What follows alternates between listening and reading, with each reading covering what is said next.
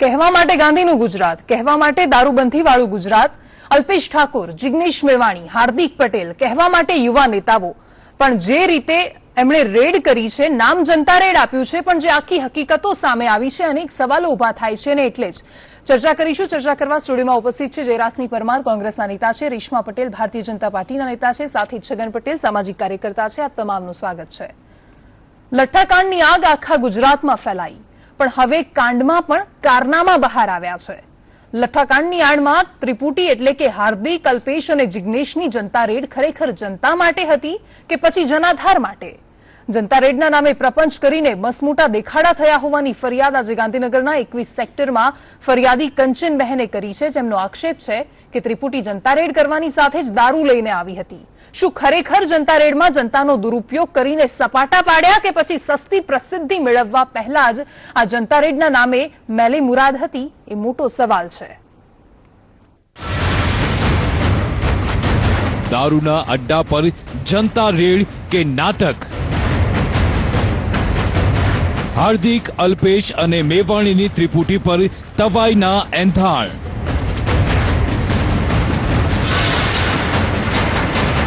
પોલીસનો વાર, ન હતા દારૂના કોઈ અવશેષ. અને ખરેખર ઘરમાંથી દારૂ ગાળવાનું યા બનાવવાનું કોઈ પણ પ્રકારનો જે છે સામાન મળ્યો નથી.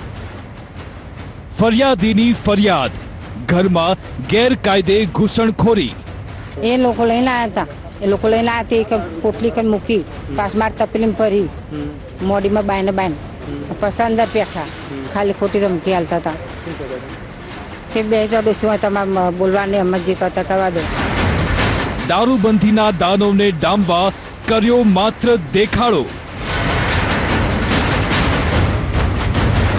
શું જનતા રેડ કરી જનાધાર મેળવવાનો થયો પ્રયાસ? ત્રિપુટીએ લઠ્ઠાકાંડનો લાભ ખાટવા માટે કરી જનતા રેડ. રાજકીય સ્ટન્ટ કરી સપાટા પાડવાના થયા પ્રયત્ન કે પછી રોફ જમાવવા કરી જનતા રેડ?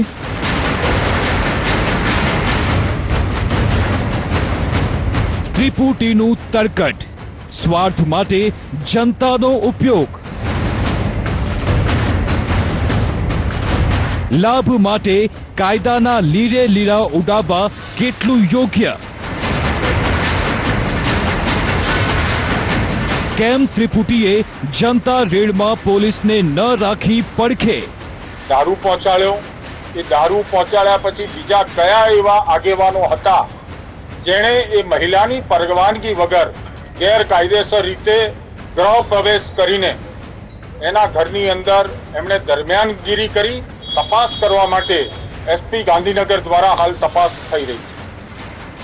લોકોના માનસ પર ત્રિપુટીની મેલી મુરાદ, મીડિયામાં હાઇલાઇટ થવા સસ્તી પ્રસિદ્ધિનો સ્ટન્ટ. ત્રિપુટીના પ્રપંચ પર લાગ્યા દેખાડાના ડાઘ. શું જનતા રેડ માત્ર ત્રિપુટીનું તરકટ? જનતા માંગે જવાબ. અને આ ત્રિપુટી સામે સવાલ એટલા માટે થાય કારણ કે આમાંથી 2 સભ્યો એટલે કે અલ્પેશ ઠાકોર અને જિગ્નેશ મેવાણી તો ધારાસભ્ય છે.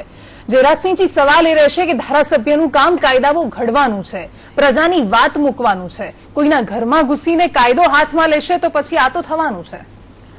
આમાં સૌથી અગત્યની બાબત એ છે કે આખી ઘટના છે એમાં પોલીસ જે નીલ રિપોર્ટ બતાવે છે, આમાં પોલીસનો તપાસનો વિષય છે. હજુ તપાસ ચાલુ છે એવું હમણાં જ ડીએસપીએ કહ્યું છે, એટલે એમાં બહુ પ્રકાશ ના પાડીએ.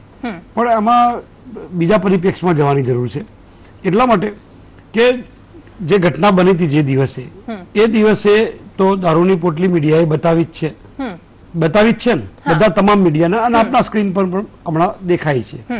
હવે સવાલ એ છે કે ત્યાં મૂકી હતી કે નહોતી મૂકી એ તપાસનો વિષય થાય. પહેલી વાત એ થઈ. અચ્છા, જનતા રેડ કરવાની વાત તો ત્યારે આવે કે જ્યારે બેફામ દારૂ કોઈ જનતા રેડ આખી પહેલી વાર થઈ એવું તો છે નહીં. સાચા ખોટાની વાત પછી કરીએ છીએ નહીં, આ જનતા રેડ તો નહોતી.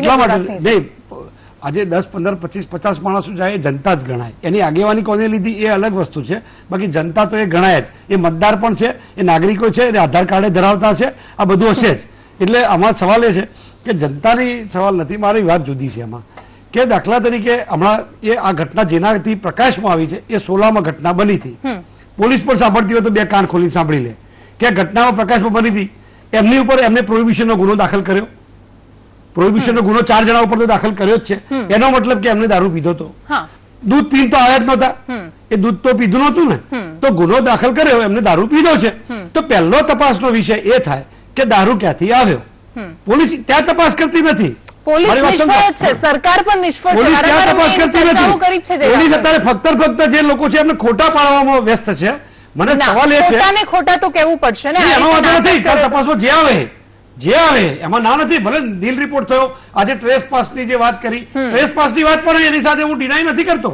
એ કોઈ પણ ના ઘરમાં તમે જાઓ તો એ ગુનો તો છે જ. એ ગૃહ પ્રવેશ ગેરકાયદેસર ગૃહ પ્રવેશ 452 એમને લગાડી છે, તો 452 ની સામે મારી કોઈ ચેલેન્જ નથી.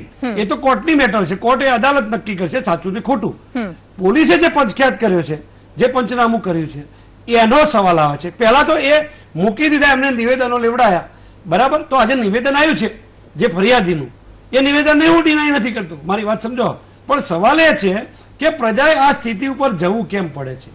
આગેવાનો તો ધારાસભ્ય છે, આજે 1.5-2 લાખ મતદારો. એ વાતને સમજવી પડશે કે 2 પોટલી પકડાઈ છે. જનતા રેડ હોય ને તો એટલી જનતા ત્યારે જ રેડ કરે જ્યારે એને વિશ્વાસ હોય કે અહીંયાથી દારૂ મળશે. ચોરી કરીએ એટલે 1 રૂપિયાની ચોરી હોય કે કરોડની હોય, એ ચોરી ગણાય જ. પણ ધારાસભ્યો જ્યારે કરે ને જનતા રેડ ત્યારે સવાલ થાય જરાસિંહ. મારી વાત એક વાત ખોટી વાત છે કે કોઈ પણ ઘટના બની તો એ હું એમાં સાથે સાક્ષી હોય તો 120 મારા ઉપર લાગુ પડે જ. 120 લાગુ પડે જ. મર્ડર પણ થાય છે તો 302 તો લાગે જ છે. પછી એ કોલ્ડ બ્લડેડ હતું કે નહોતું એ તો તપાસનો વિષય છે, કોર્ટને નક્કી કરવાનું, પોલીસે કરવાનું. પણ મારી વાત એટલી જ છે કે આમાં ઇસ્યુની ચર્ચા એ છે કે ખરેખર દારૂ હતો કે કેમ, કે મળે છે કે કેમ, મુદ્દો એ છે અને મુદ્દા એની ચર્ચા કરીએ. રેશમાબેન, સ્વીકારશો તો ખરા ને કે સરકાર ફેલ છે સદંતર આ મામલે? તો અહીંયા હું તમને પહેલા તો એક કહીશ કે ગુજરાતમાં દારૂબંધી છે છતાં પણ દારૂ મળે છે. કારણ કે પોલીસ તંત્રના રિપોર્ટ્સ બોલે છે, પોલીસ તંત્રની રેડો બોલે છે અને સરકારશ્રીના એક્શન બોલી રહ્યા છે. એટલે અહીંયા હું સ્વીકારું જ કે દારૂબંધી છે છતાં પણ ગુજરાતમાં દારૂ મળે છે અને ના મળવો જોઈએ. વાત આવી અત્યારનું જે પ્રકરણ ચાલી રહ્યું છે, જે સિસ્ટમ અને જે હેતુની વાત આવે છે, એનો મને સખત વિરોધ એટલા માટે છે કે કાયદાનું શાસન આપણા દેશમાં ચાલી રહ્યું છે. બંધારણ, સંવિધાન ને પોલીસ તંત્ર જેવું તંત્ર આપણું અહીંયા પ્રસ્થાપિત થયેલું છે, છતાં પણ ગુંડાગર્દી કરી અને એક કહેવાય કે હીરોપંતીના ભાગરૂપે પોતાના વ્યક્તિગત પ્રસિદ્ધિ અને સ્વાર્થ માટે ને પોલિટિકલ સ્ટન્ટ માટે કોઈના પણ ઘરમાં ઘૂસી અને આ જે કાર્ય કરવું, પોતાના ફેસબુક પેજ ઉપર લાઈવ થવું, પોતાના સોશિયલ મીડિયા પર ધમધમકા કે અમે કંઈક કાર્ય કરી રહ્યા છે, તો હું માનું છું કે આ તો કાનૂનના ધજિયા ઉડાડી દીધા છે. એટલે એમના રસ્તા, એમના હેતુ અને એના વેથી હું વિરોધમાં છું. હા, 100% દારૂબંધી થવી જોઈએ, એમાં તમારો મારો સૌનો સહિયારો પ્રયત્ન હોવો જોઈએ. સરકાર અને તંત્રએ પણ આપણને સાથ સહકાર આપવો જોઈએ, પણ ના કે ગુંડાગર્દીના રસ્તા ઉપર જે બીજાના સ્વતંત્ર અધિકાર છે, બીજાની પ્રાઇવેસી છે, એના ઉપર તરાપ મારી અને કહેવાય છે કે એક ન્યુસન્સને ખતમ કરવા માટે તમે સંવિધાનના ધજિયા ઉડાડો, તમે કાનૂનના ધજિયા ઉડાડો, તો આ એનો વે તો હું જરાય નહીં સ્વીકારી શકું. હા, એનો મુદ્દો સાચો છે કે કામ થવું જોઈએ, આ રીતે થવું જોઈએ, પરંતુ રસ્તો ખોટો છે. છગનભાઈ, આ ત્રણેય જે લોકો ગયા નેતાઓ છે, આટલા બધા એમના ફોલોવર્સ છે, છતાં પણ જો એ આ રીતે કાયદાના હાથમાં લેશે કાયદાને, તો ગુજરાતમાં તો પછી કાયદો વ્યવસ્થાની સ્થિતિ પર વાત કરવાનો સવાલ જ નહીં બચે. બેન, કાયદોના વ્યવસ્થા તો મોદી હતા ત્યારથી પડી ભાંગ્યા છે, આ કોઈ નવીન વાત નથી. પણ હું આપને કહું કે જો સરકાર સાંભળે જ નહીં તો લોકો બહાર નીકળવાના અને પિકેટિંગ કરવાના. અને જનતા રેડ નું નામ કેમ બહાર આવે છે? આટલા વર્ષમાં કોઈ જ નથી આવ્યું. આ જનતા રેડ નથી. જનતા રેડ કોને કહેવાય? આ જનતા રેડ નથી, પોલિટિકલ સ્ટન્ટ માટે માત્ર ત્રિપુટીની તરકટ છે. આમાં શું છે, જો પોલીસે એવું કહ્યું પોલીસ યુવતીની જાસૂસી કરે ચાલે, એ તો ચાલે જ. પાછું આખી પોલીસ તંત્ર, આખી એટીએસ, આખી ક્રાઇમ બ્રાન્ચ પાછી કોઈ યુવતીની જાસૂસી કરે તો પાછું ચાલી જાય. એ પાછું ત્યાં બંધારણનો ભંગ ન થાય,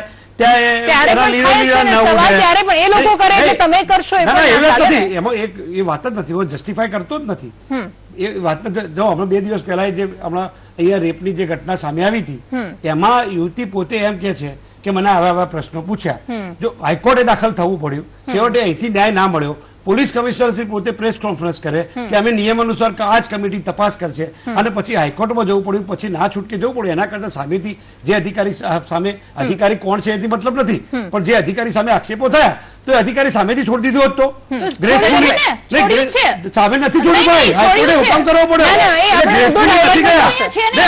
તમે બંધારણની પોલીસની વાત કરી એટલે મારે કહેવું પડ્યું જો કે આપણે બે બાજુથી ન તમે એવું માનો છો કે નહીં, કશું કરતા બે નથી એટલે આપણે બાજુથી. પોલીસ બની જવાનું, પોલીસ આપણે સદંતર સંવિધાન બની નિષ્ફળ જવાનું, છે, આમાં ગૃહ આપણે ખાતું હાઈકોર્ટ સદંતર બની નિષ્ફળ છે. જવાનું, એમાં આપણે કોઈ સુપ્રીમ નિર્ણય કોર્ટ હોય જ ના બની શકે. જવાનું. મુદ્દો ડાયરેક્ટ એવો છે. રૈયાસભાઈ, વસ્તુ એક જ છે એક મિનિટ, કે રેશમાબેન. કાનૂનને હાથમાં રહી અને કોઈ પણ કાર્ય આજે ઠીક છે. સમજો કે ઘરમાંથી કશું મળ્યું નથી, એની બદનામી થઈ, તાર મળવાનું છે, બહાર ફરીથી આવવું થવાની છે પડ્યું. રેડ. બરાબર? ફરીથી પણ તૈયાર જ રહેજો. એટલે આખા ગુજરાતમાં એક મિનિટ, રેડ પાડો, 700 સાચી રેડ જગ્યાએ કરી. પાડો, સાચી આ જગ્યાએ પાડો, રેડમાં માલ પોલીસને ના સાથે પકડાય લઈને એટલે પાડો. પોલીસે 700 રેડ કરી છે રાજમાં હું તમને કે ક્યાંક કહીએ બીજી તો, રેડ ના છેલ્લા પડે. 2 તો મહિનામાં કેમ કરવી પડી રેકોર્ડ નહીં? છેલ્લા પહેલી 2 વાર પોલીસની મહિનામાં સ્થાપના કાલે થઈ છે. પકડ્યા છે. પોલીસની છેલ્લા સ્થાપના 2 કાલે થોડી થઈ છે છેલ્લા ભાઈ. 2 વર્ષથી કહું છું. જનતા તો 2 રેડ વર્ષનો કરશે જ. રેકોર્ડ જોઈ લો. જનતાને કરોડો પોતાની રૂપિયાના સુખાકારી દારૂ માટે રેડ ઘણા બધા કરવાની જ છે. ગુનેગારો તડી પાસ આ એટલું થયા છે. ચોક્કસ છે એટલે કે ખોટી કાયદો વાત હાથમાં ના લેવાની વાત આવે સરકાર પણ પોલીસે જાણ કરે તો પોલીસ કાયદો પહેલેથી પોતાનું કાર્ય મૂળ કરી થકી રહી વગી છે. કરી દે. પોતાની હીરોપંતી માટે જે કાર્ય થઈ રહ્યું છે ન્યા વિરોધ છે. ઓકે, રેશમાબેન, એક જનતાના કાર્યમાં અમે સાથે છીએ. ઓકે રેશમાબેન. છગનભાઈ, હા